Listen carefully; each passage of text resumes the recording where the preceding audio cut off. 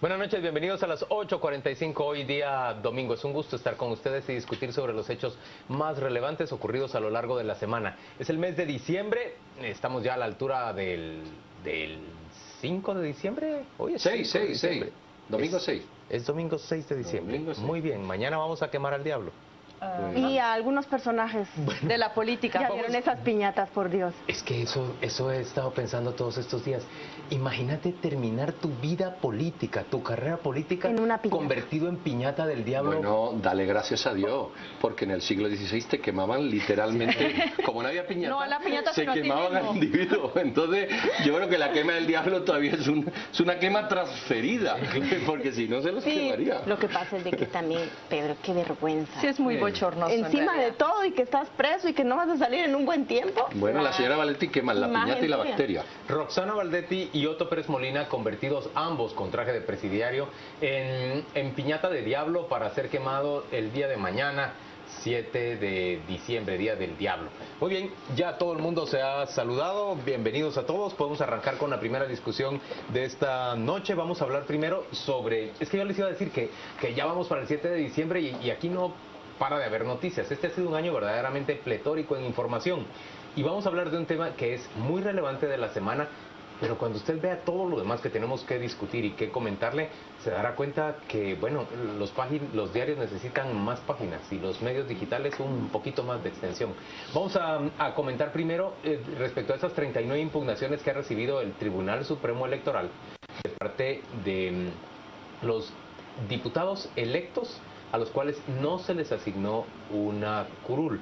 Recuerda usted que hay 16 personas que habían ganado una curul al Congreso de la República y a las cuales no se les permite que asuman el cargo por diferentes razones. Una sola de ellas, el hijo del vicepresidente Japhet Cabrera, el vicepresidente electo, no ha recurrido en contra de la decisión del Tribunal Supremo Electoral, pero todos los demás, y ahí tiene usted, por ejemplo, en primer plano a doña Mirza Arriaga, la diputada de Líder por Huehuetenango, de tan ingrata recordación, a Luis Chávez, por ejemplo, que se puede decir exactamente lo mismo, no es grato recordarlo precisamente.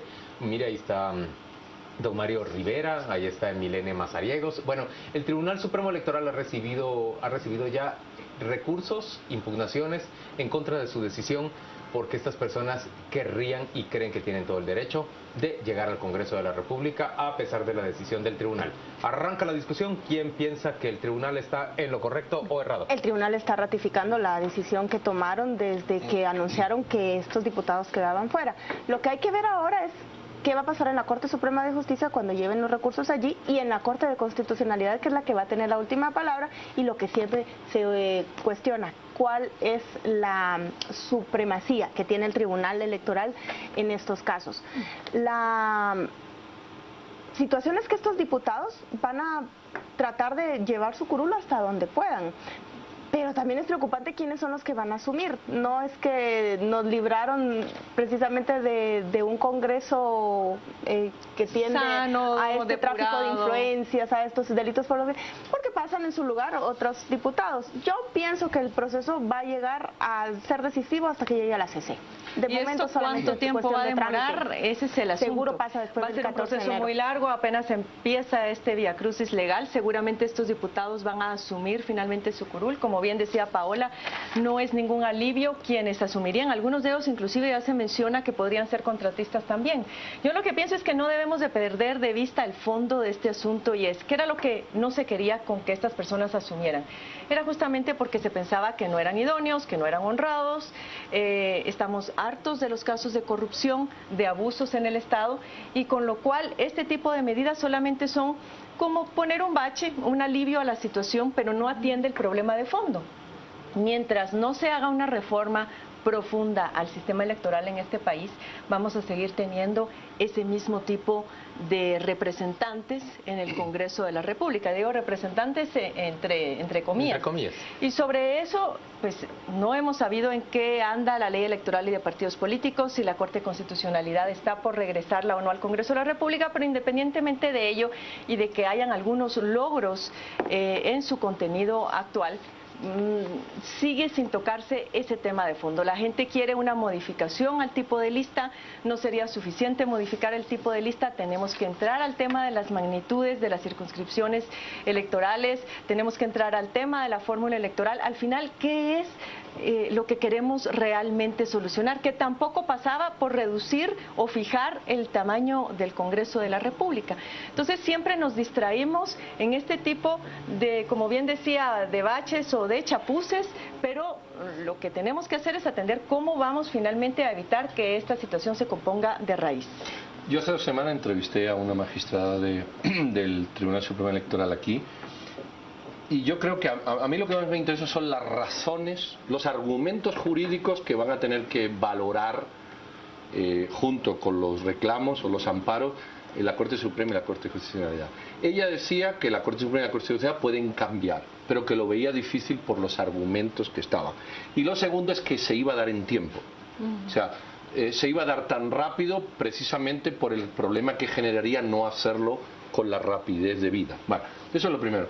Yo creo que hay, uno, los señalamientos que ellos tomaron como válidos para las personas que eran acusadas, señaladas, denunciadas, eran que ellos apartaron, el Tribunal Supremo Electoral me refiero, que ellos apartaron a aquellos que habían sido ya, se había concedido el antejuicio, porque otro tribunal, es decir, el que había concedido el antejuicio, y generalmente había sido la Corte Suprema de Justicia, otro tribunal ya había visto indicios suficientes para generar un proceso judicial. Claro. Y ellos decían, creo que tenían razón, que eso, la idoneidad y la honradez ya no existe, desde el momento que un tribunal te acusó independientemente de que luego seas o no. Sí, pero porque ahí, es sinónimo de duda. correcto, entonces ya no eres idóneo. Ya no eres idóneo. Y ellos dijeron, a todo el que se le ha hecho esto, fuera.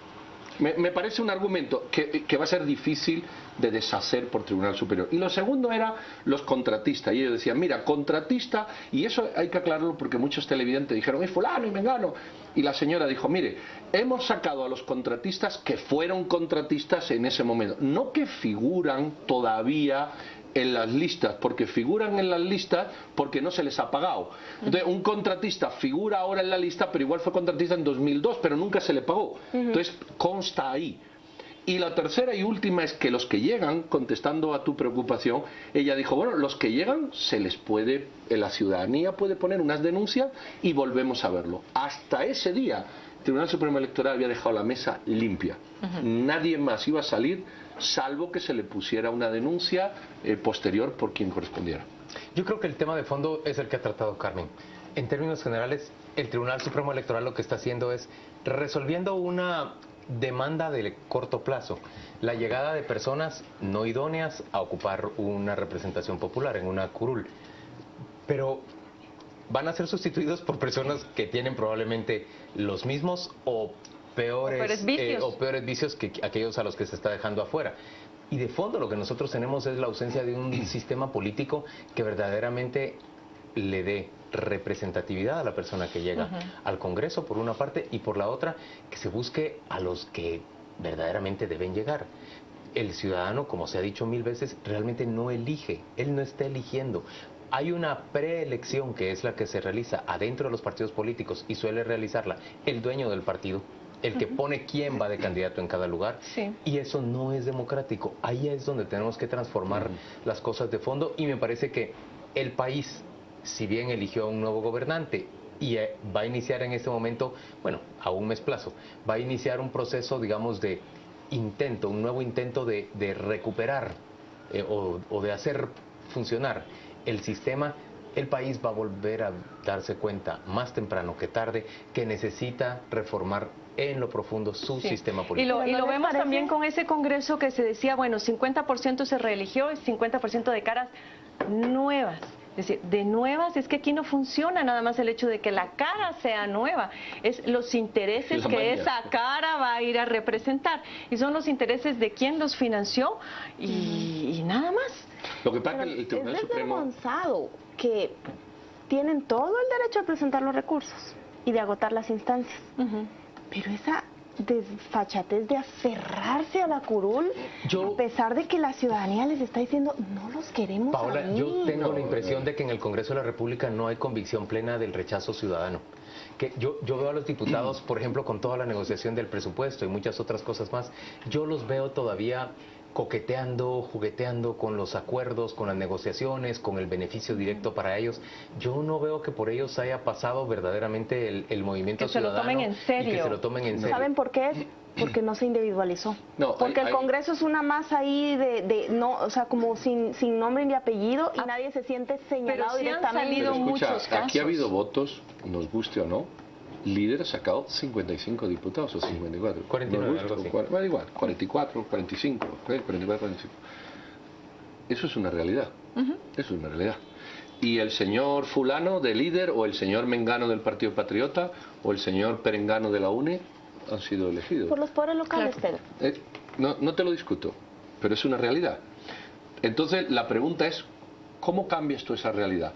Tú no puedes argumentar, puedes hacerlo, pero me refiero, creo que te deja en déficit argumentar la presión ciudadana. Si la presión ciudadana hubiera existido suficientemente, a lo mejor se habría cambiado la ley electoral y partidos políticos antes de votar. En el O no sentido. habrían salido O no habrían electas salido, esas porque personas. lleva razón, pero te lo estoy poniendo en otros términos, digamos, más manejables para todo el mundo, porque si Claro. no te pueden argumentar lo contrario. La Plaza de la Constitución acogió a 500.000 de personas, pero no acogió a 2 millones de personas que tenía que haber acogido, o a 3. Es decir, sí hubo una reacción ciudadana, pero fue una reacción ciudadana Limitada, dices tú. Limita. suficiente, Y es el pero argumento ¿me entiendes? ahora Pero de ellos. y yo lo que sí creo muy importante, lo que yo sí veo muy importante como para amortiguar o para acomodar tu argumento con el mío, ¿no? Lo que yo sí veo muy importante es que el Tribunal Supremo Electoral por primera vez toma una decisión que no se había tomado en la Sí, eso es historia. cierto. Sí. Sí, eso es cierto. Inédita, Eso eso, sí. no inédita, no, que No, dice no editada. inusual, o- Bueno, nunca se había tomado. Sin precedentes, Sin sí. precedentes. Lo segundo es que la ratifica y a ver ahora quién le pone el cascabel al gato. Si la Corte Suprema y la Corte Suprema se atreve a desdecir algo que la ¿Quién ciudadanía... finalmente va a llegar a la Corte de Espero que sí. Constitucionalidad en Espero sustitución? que Bueno, y por eso es muy importante Ahora, una cosa, en la ¿cómo está discusión la del Corte ahorita? presupuesto, partido líder, curiosamente, mete El tema un de la punto de elección. orden del día para elegir a un Magistrado de la Corte de al magistrado de la Constitucionalidad. Corte. Ahora van a tener que elegir dos, porque acaban de perder. Bueno, pero este es suplente. Ese es La el Corte creo yo que está 2-2. De momento sí. De momento. Por eso eso es clave. Importantísimo Eso es clave. lo que el Congreso nos quería Tienes clavar a razón. los ciudadanos de meter un tercero, Con porque el esa tercero prisa. tiene nombre y apellido. Y el tercero haría un 3-2, fácilmente extrapolable, aunque es mucho hablar, ¿verdad? Pero así haría 3-2 Y nos llevan de regreso para a Willy esos Rivera, personajes. Y a eso, Baudilio Hichos, a ojo, la eso sí es señora. importante. Al Tribunal al Congreso hay que prohibirle conversión ciudadana que de aquí al 14 tome una decisión sobre la Corte. Ni una. Pero la cuestión de fondo a la que se refería Carmen es cómo logramos un sistema político que le permita a los ciudadanos, a los habitantes, ser más conscientes respecto de su elección. Yo sé que no es solo cosa del sistema, que necesitamos también que se eduque buena parte de la población Eso. que vive en Bavia respecto de quién es la persona por la cual está votando.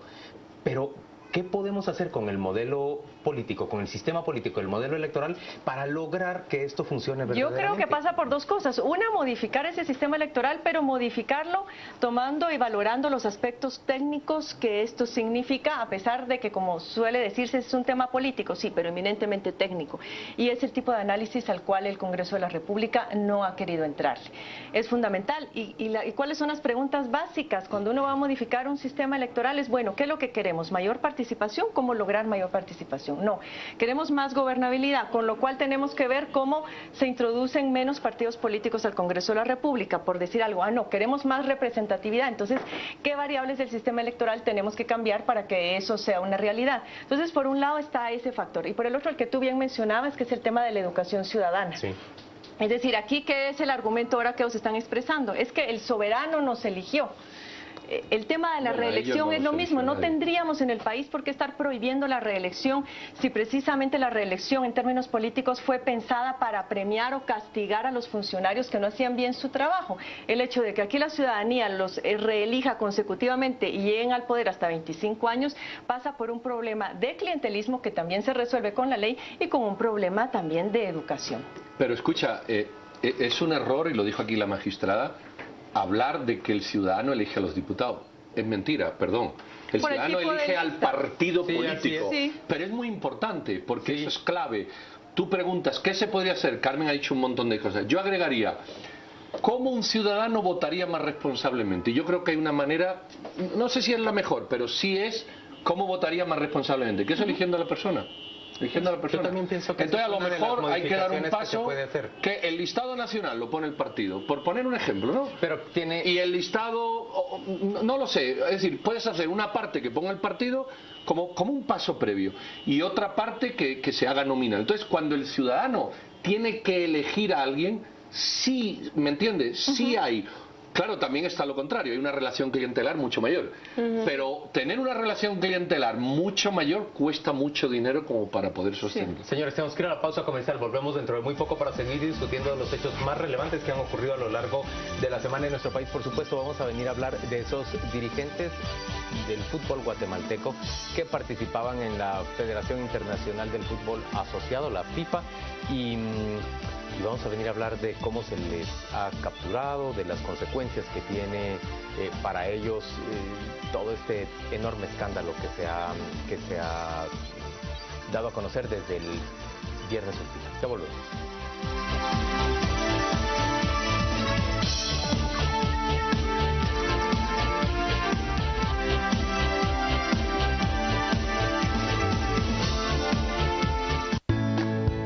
McDonald's presenta nuevo Pollo Supreme.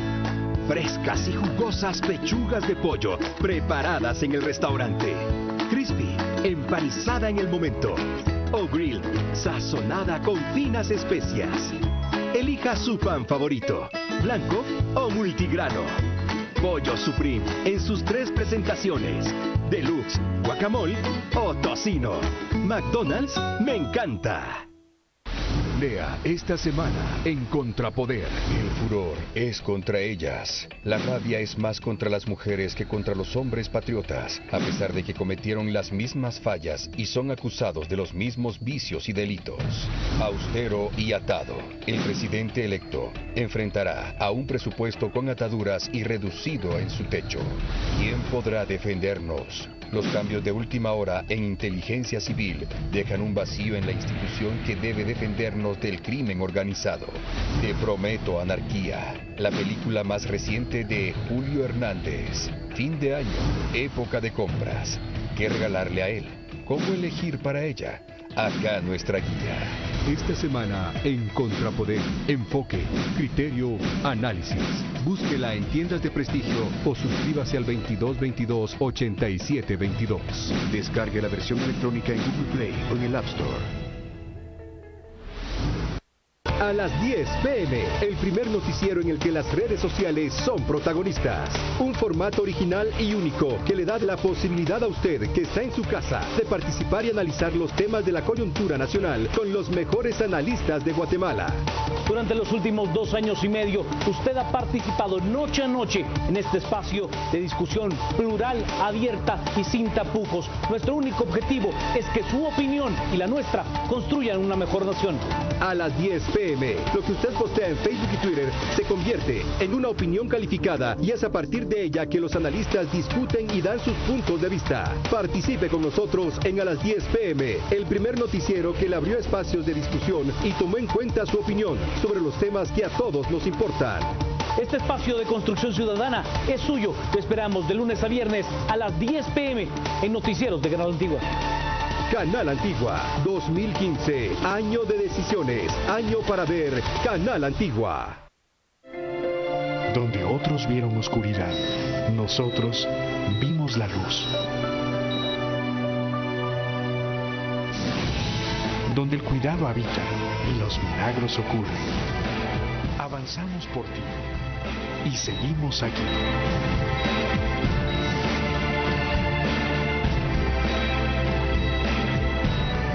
Centro Médico, pasión por la vida.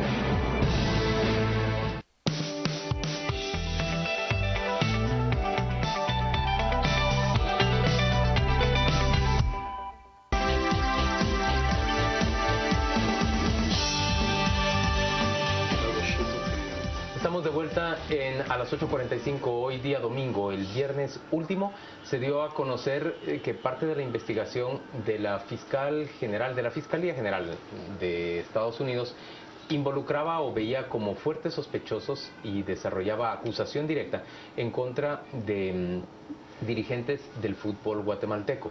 Fueron mencionados Héctor Trujillo, quien además de ser el representante del fútbol guatemalteco en la FIFA, es también un magistrado constitucional. Brian Jiménez, quien es el presidente de la Federación de Fútbol, y el señor Rafael Salguero, quien también fue mencionado en las investigaciones. Hay, por ejemplo, evidencias presentadas por los estadounidenses, como la asignación de $50,000 a una cuenta de una de estas 3 personas en un banco guatemalteco. Se presume que eso es parte de los sobornos que se pagaron, entre otras cosas, para pagar las transmisiones de televisión, que son tan onerosas y tan rentables del Mundial de Rusia 18, del Mundial de Rusia 18, Qatar 22 y del de Qatar 2022, pero también se hablaba de corrupción proveniente desde la época en que se declaró como sede a Sudáfrica para el Mundial. Estamos hablando en realidad de una corrupción gigantesca que ahora ya alcanza a estos guatemaltecos. La captura de Héctor Trujillo resultó espectacular. Sí. Héctor Trujillo fue, tiempo atrás, abogado de Sandra Torres y de Álvaro Colom. Fue nombrado como magistrado suplente a la Corte de Constitucionalidad, y entonces su captura, que se produjo, según se dio a entender, ese día viernes, en un crucero de Disney al que había viajado presumiblemente con su familia, pues se produjo cuando el barco atraca en uno de los puertos a los que iba a llegar, todavía en territorio estadounidense, y ahí es detenido. Se trata de una captura, digamos, que para nosotros no solo es espectacular, escandalosa y sensacional, sino es enormemente vergonzosa que un magistrado constitucional de Guatemala sea detenido en esas circunstancias. Por el FBI en su camarote. Pone en un predicamento al país de gran vergüenza, ¿no? Lo veo más, es verdad, era magistrado suplente de la CC, pero yo lo veo a él junto con Brian Jiménez como 2 delegados del gobierno de Álvaro Colom para ocupar puestos de poder en el deporte nacional, donde se tenía acceso a presupuestos y a toma de decisiones importantes que tuvieran que ver con plata. Brian Jiménez fue el delegado del presidente en el Consejo del Deporte, fue un funcionario que llegó específicamente a tratar asuntos de deporte delegado por el presidente. Igual que el señor Trujillo, era el abogado, era el primo de Sandra Torres, es el primo de Sandra Torres, es sobrino de su madre, y llegó por ese mismo favor de la presidencia a ser, como en el caso del gobierno, ese magistrado que podía garantizar o promover un voto a favor del Ejecutivo. Eso es lo que resulta cuando mezclan política con deporte. Y cuando mezclan una política sucia y marrullera con grandes presupuestos, gente que fue ubicada en esos puestos. No es que ahorita resultó que es magistrado por casualidad, no es una casualidad, es gente que había sido colocada en esos puestos, y un tema que siempre se ha tocado y nunca se ha discutido, ni siquiera hay grandes investigaciones del Ministerio Público, cómo se malversa el dinero en el deporte nacional, sobre todo en el fútbol, que es el que maneja los mayores patrocinios, los mayores presupuestos y donde más opacidad hay para entregar cuentas. Yo quiero decir lo siguiente. Lo primero es que no entiendo por qué hay un señor que es magistrado de la Corte y delegado de la FIFA. ¿Cómo pueden conciliar las dos posiciones? Eso es lo primero. Y eso es el servicio civil, la ley de servicio civil y de incompatibilidades del funcionario público. El funcionario público es su función. ¿Eres magistrado? Magistrado. Es que no cobran, es que no... Bueno, entonces lo que hay que arreglar es ese tema, pero no compensar lo que, como no cobra, puede ejercer su función de abogado, porque además pueden ejercer, y encima representar, discúlpame, eso permite esto. Bueno, sí lo permite, lo potencia, lo promueve y crea unos cauces que de otra manera serían más difíciles. Ese es el primer punto. Y óyeme, que te apuesto que este era de los que se había llevado todavía su bono. Bueno, posiblemente se fue con eso al barco, ¿sabes?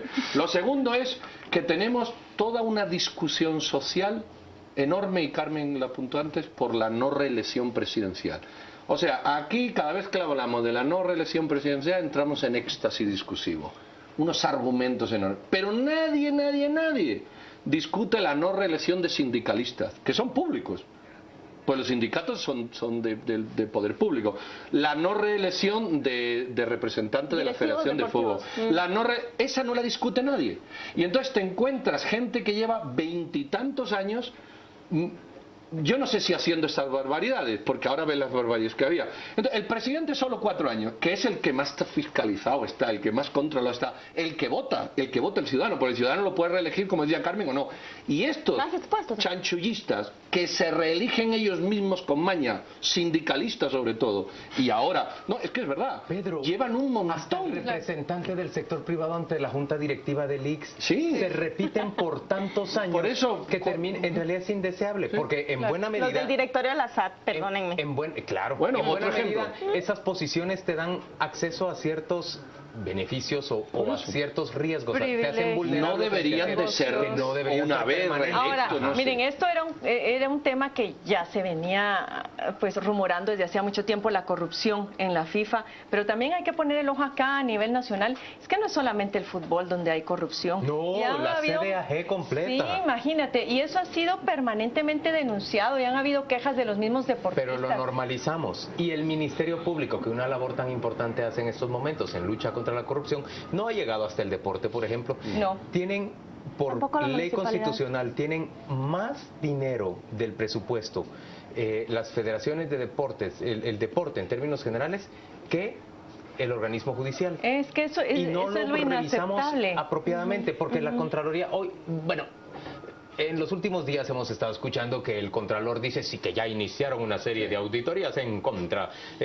las cuentas de la Federación de Fútbol. Ahora van a empezar y no van a encontrar mayor cosa. Pero hay una cosa importante esta semana que resaltar. Anunciaron la creación de una unidad así tipo la FESI en el MP, como el homólogo de eso en la Contraloría General de Cuentas, con la orientación de la CICIG, con 10 auditores que no son de la Contraloría, que son capacitados para empezar a ver casos de alto impacto en la Contraloría. Pues ojalá y actúen de Creo oficio que el ahora, deporte porque hay razones suficientes como para hacer ese tipo de auditoría y ver qué está pasando con ese dinero. Lo que debería esa unidad es empezar a controlar a la Contraloría. Porque hay aquí cosas que no se han dicho, pero una parte sustancial, yo tengo documentada, semidocumentada, por ser correcto, una parte sustancial de los sobornos en este país son con conocimiento de la Contraloría, porque el ministro o el viceministro, el director que firma el contrato millonario con la empresa requiere muchas veces de un informe de Contraloría.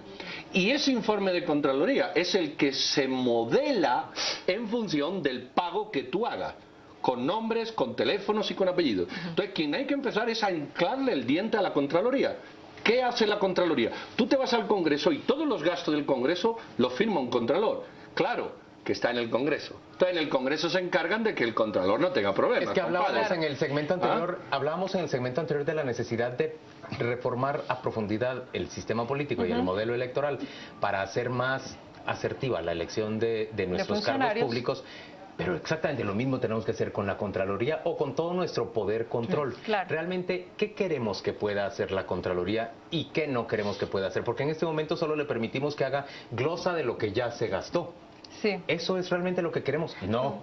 Ahora, nosotros miren, queremos que vigile la calidad del gasto. Ahora, aquí el asunto también está en aras del tiempo, es hasta dónde va a llegar este caso. Porque recuerden que esto es muy parecido, al caso de la línea. Primero, se habla de empresas que pagaron por poder hacer la retransmisión de los partidos, de la venta y el acomodo de partidos. Y también se ha hablado de esta posibilidad de que esos 200 millones, creo que era, $200,000, que habían sido pagados en comisiones, supuestamente a estos 3 guatemaltecos habrían pasado por bancos del sistema. Es decir, aquí también hay que volver a retomar el tema de las modificaciones para el control del sistema financiero nacional. Todos todos estos casos, desde la línea se supone que esas hasta modificaciones ya las habíamos hecho. Ya las habíamos hecho, pero yo creo que esto es... Tú haces una cuenta de ahorro y te piden hasta qué zapato calza. Sí. Pero por duplicado... Pero mira, por ejemplo, la ley de secreto bancario, esa es una que está pendiente. Y te hacen sentir casi narcotraficante, pues. Sí, y ellos siguen. Y ahora ellos le reciben $50,000 sin ningún problema. Pero miren qué clavada tienen el señor Trujillo y el señor Jiménez. Porque ya Estados Unidos, bueno, el otro ya lo tiene allá, pero a este lo está extraditando y a los dos por lavado de dinero, porque ese dinero que supuestamente cobraron pasó por sistema financiero estadounidense. O sea, estos señores sí ya están bien hundidos. Mira, hay bastante más en la CC. Yo solo quiero decir que el señor Trujillo no tiene nada que ver conmigo, que luego vienen ciertos medios de cierto político exiliado y enseguida me busca un parentesco inexistente. Miren, otro dato importante. Al desplazarse a Brian Jiménez de la Federación de Fútbol, quien asume es el señor Milton Mendoza, que ha sido el representante es el Heredia FC, ¿verdad? Algo por el estilo, ese es el nombre del equipo. Lo catapultó a costa de pero estamos hablando, un montón de irregularidades. Esto hay que decirlo, pues da pena, ¿verdad? Pero hay que decirlo con todas las letras. Es un señor y es una familia que tiene permanentemente sospecha de estar vinculado con negocios ilícitos, entre otras cosas, lavado de dinero y narcotráfico. Señores, ¿a qué estamos jugando como país? Salir de las brasas a caer a las llamas. Con este sistema de fútbol que tenemos. La de clientes que le va a salir a Ulate y Gamboa, al ritmo que vamos. Porque todos estos son clientes. Hay una cosa más triste. ¿Cuántos latinoamericanos sacó la FIFA en su lista? Como 9, ¿no?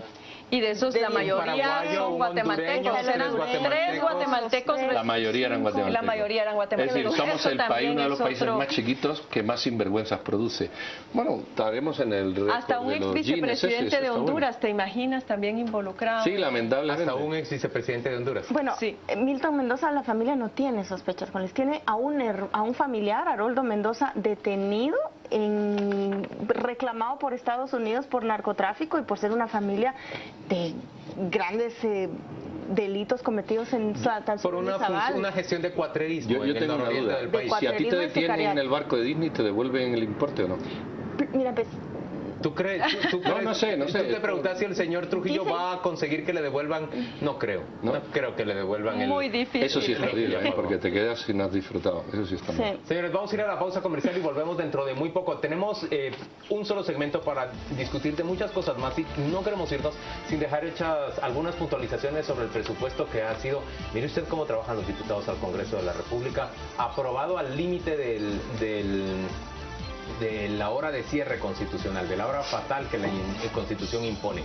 El 30 de noviembre los diputados verdaderamente es que dejaron la camiseta enteramente sudada, trabajando hasta las 12 menos 5. Fue una cosa impresionante. Ese es el problema del cuento de la Cenicienta. Si no existiera, hubieran trabajado mucho antes. Dicen que la lectura del acta ya final, el presupuesto por artículos, era una cosa que parecía arameo lo que estaban leyendo. Bueno, la verdad es que como les cuesta leer, por eso se dilataron. Vamos a la pausa comercial y volvemos dentro de muy poco. Han de ver.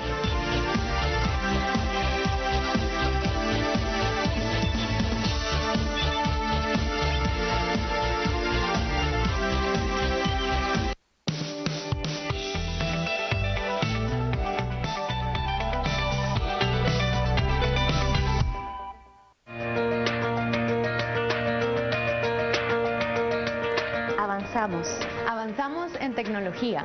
Avanzamos en servicio. Avanzamos en cuidados. Avanzamos en experiencia. Avanzamos por ti. Y seguimos innovando. Seguimos trabajando. En equipo. Con pasión. Y seguimos. Seguimos aquí. Centro Médico. Pasión por la vida.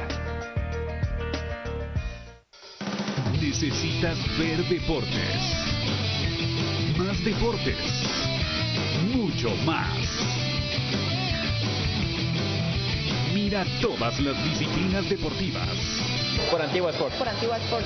Por Antigua Sport. Por Antigua Sport. Por Antigua Sport. Todos estamos en la pantalla 100% deportes. En Antigua Sport. En Antigua Sports. Grupo A. se siente muy orgulloso y felicita a los periodistas de Revista Contrapoder por los premios recibidos de parte del Instituto de Previsión Social del Periodista, que distingue las labores destacadas en el periodismo nacional. Asier Andrés, primer lugar de investigación por su reportaje Así desaparecieron, al menos 10.2 millones de quetzales en la PNC. Sofía Menchú, primer lugar en entrevista por su entrevista exclusiva a Juan Carlos Monzón, exsecretario privado de la vicepresidencia. Paola Hurtado, segundo lugar en entrevista por su entrevista de semblanza al embajador de Estados Unidos, titulada El Halcón Robinson. Luis Soto, tercer lugar de fotografía por su foto a Otto Pérez Molina en su despacho presidencial. Grupo A destaca el nivel de esfuerzo, la incidencia y precisión en el trabajo de cada uno de los periodistas y los insta a continuar siendo pioneros en esta gran labor.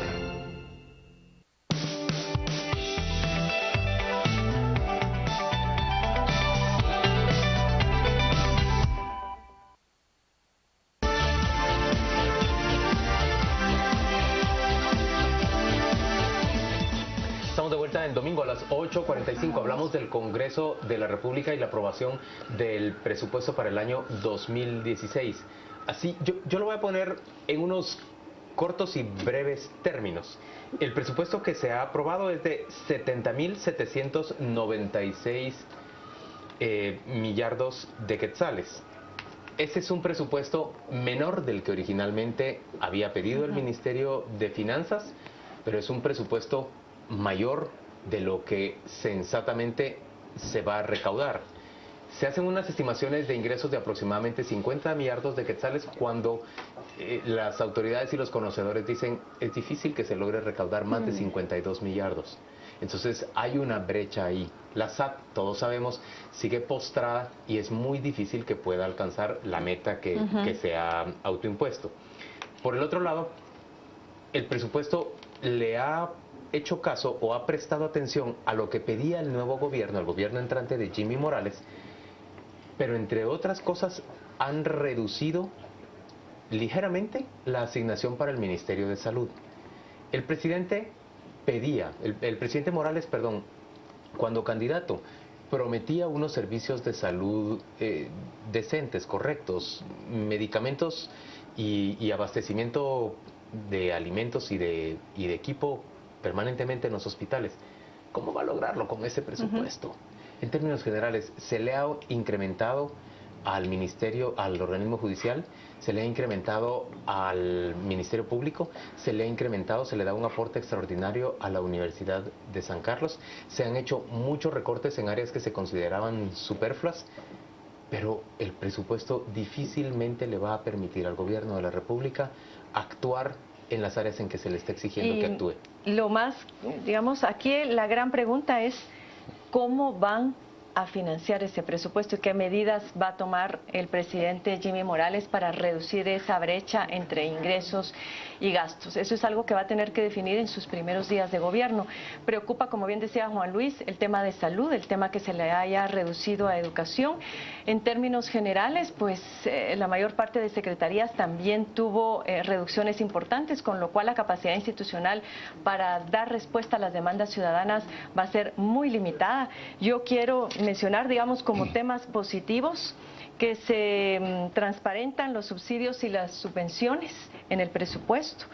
Yo creo que el otro tema que es el talón de Aquiles y que hay que señalar también es lo de las ONGs, de 2.500 millones de quetzales que se van a dar a ONGs que no se sabe finalmente si existen, si no existen y si existen a nombre de quién están y qué tipo de trabajo hacen.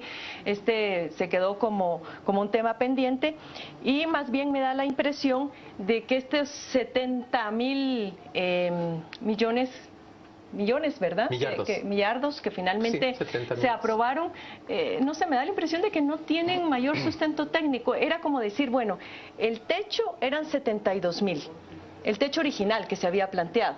Jimmy Morales, el presidente electo, planteó 69.000. Entonces, ni el techo ni la propuesta de Jimmy Morales, entonces digamos que 70,000 está bien. Y así suelen actuar, y ya lo hemos visto en otras ocasiones, volviendo a los temas electorales, con el umbral electoral, también una vez hubo una discusión y se dijo, pasémoslo del 4% que era ahora al 6%. Y durante las discusiones se dijo, bueno, ni el 4 ni el 6, 5, pero sin ningún criterio técnico. Y lo otro que quiero señalar es la importancia de que el poco dinero que quedó asignado para inversión verdaderamente vaya para las áreas y zonas del país que más requieren esa inversión. Mira, yo quiero decir varias cosas. Primero voy a confesar que me he leído ese presupuesto línea por línea. He subrayado línea por línea. Y 2 veces lo he hecho. O sea, me lo he leído. Entonces, lo primero que hay es que aquí hay un déficit... lo que no hicieron todos los diputados. No, te juro que lo he hecho en detalle. ¿Y vos lo hubieras aprobado? Yo no lo hubiera aprobado por estas dudas que tengo. Todas vuestras consideraciones las admito y son correctas, pero yo voy a poner otras más que en un momento de crisis, porque el punto clave es, no sabemos el gasto que tenemos porque no conocemos quiénes cobran del presupuesto. Entonces, cualquier presupuesto que apruebes es nebulosa. Entonces yo quiero poner otras consideraciones que suman lo que ustedes han dicho. El primero es que hay entre un 20 y un 25% de presupuesto desfinanciado.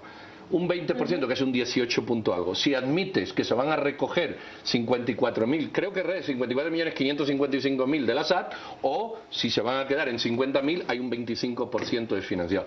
De entrada, eso hay que discutirlo, y aquí no se ha discutido. No aquí me refiero, allí.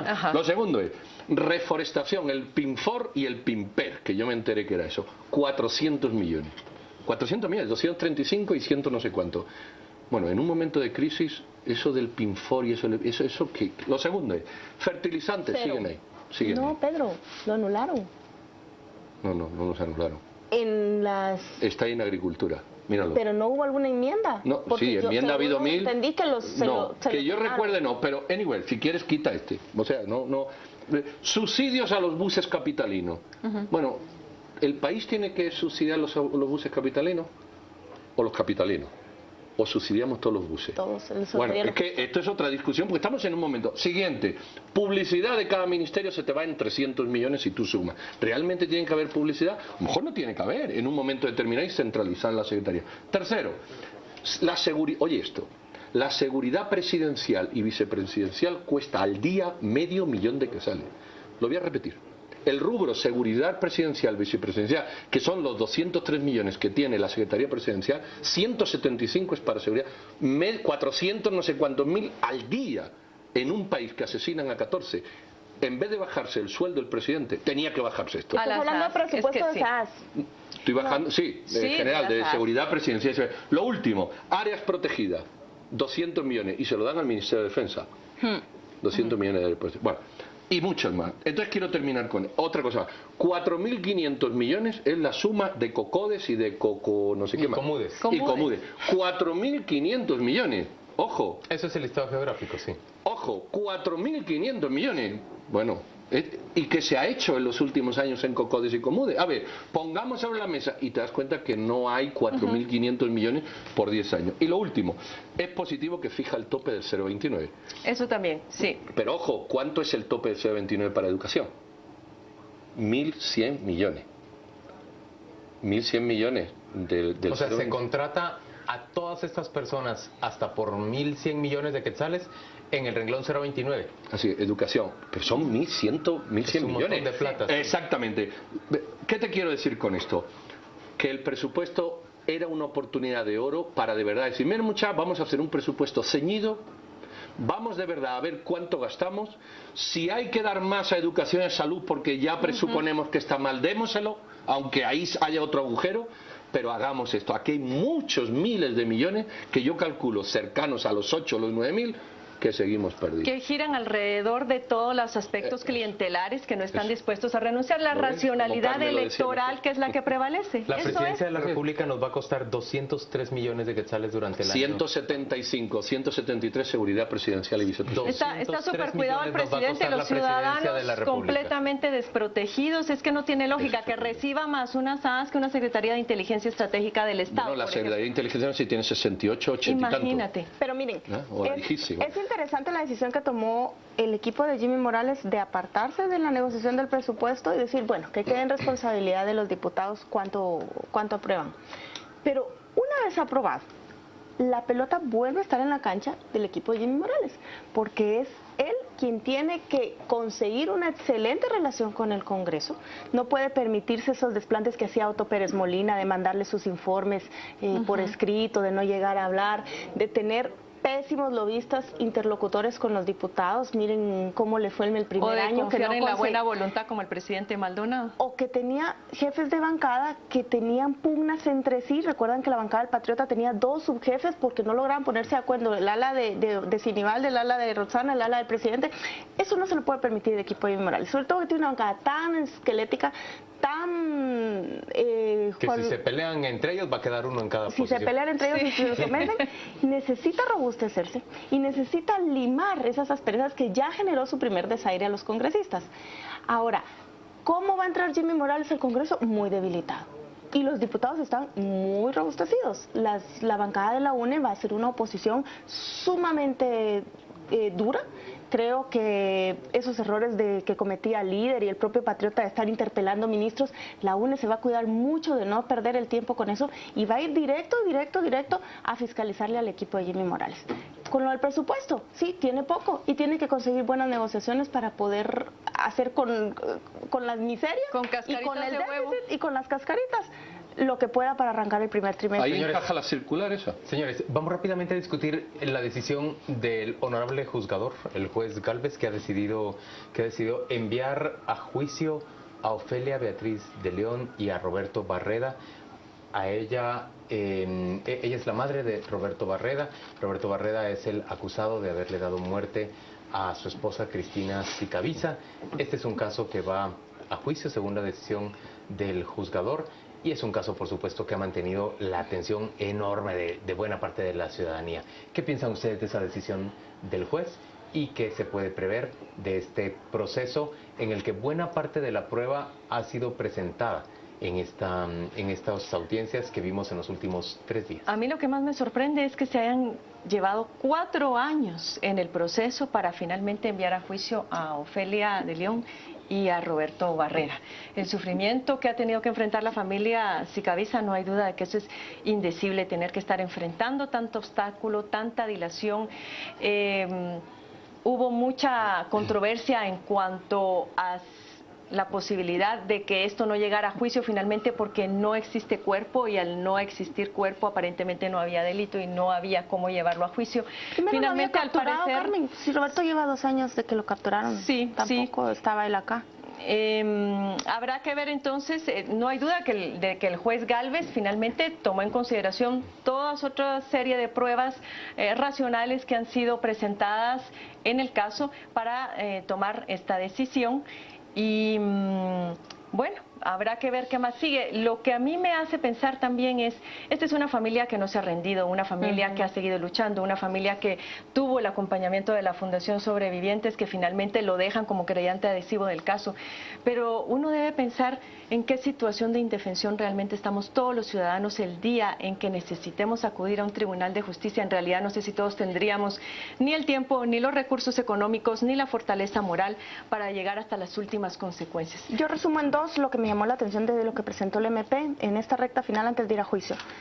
El testimonio de Petronas Say y el informe de la evaluación que le hicieron al pequeño cuando tenía 5 años. Todos lo conocemos, un niño que muestra a una muñeca cómo es tratada con violencia, incluso metida en una bañera, presuntamente en la forma en que Roberto Barreda le dio muerte a Cristina Sicavisa. Y el testimonio de Petronas Say, que Roberto Barreda dice que se ha contradicho 9 veces, al MP le parece, y aparentemente al juzgador también, indicios suficientes para llevarlo a juicio. Creo que esta última fase del MP se jugó bien las cartas y admiro mucho el valor de la familia. Yo también, ser políticamente incorrecto, si me permite. Vas a ser políticamente incorrecto.